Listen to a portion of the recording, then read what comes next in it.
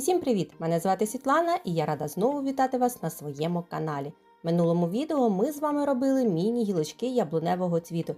Сьогодні ж будемо збирати композицію. Для цього беремо дріт діаметром 1,2 мм, якщо у вас є товстіший, буде краще. І за допомогою тейп-стрічки фіксуємо менші гілочки на більші. Сьогоднішнє моє відео буде коротким, адже не бачу потреби розтягувати його надовше.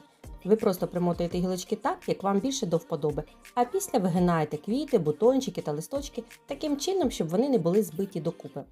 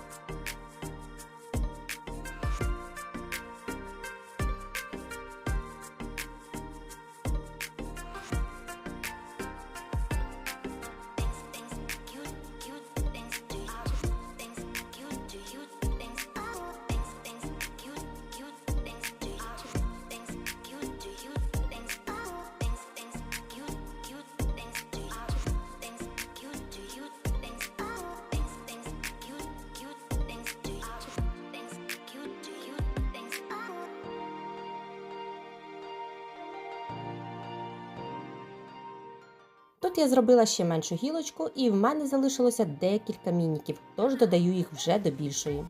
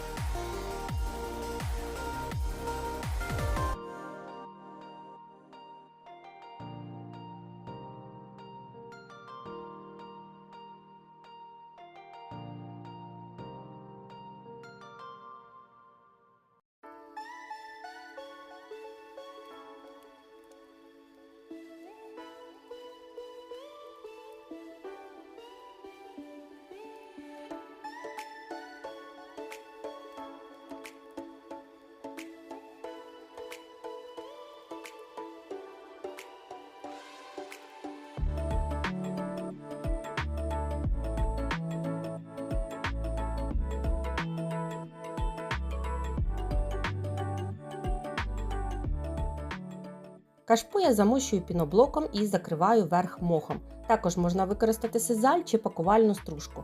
І після приклеїмо наші гілочки. Я ж завчасно хочу подякувати вам за перегляд цього відео, за те, що ви залишаєтесь на моєму каналі і, звісно, за ваші підписки. Бажаю всім гарного та мирного дня. Побачимось в наступному відео. Ну а поки що насолоджуйтеся процесом.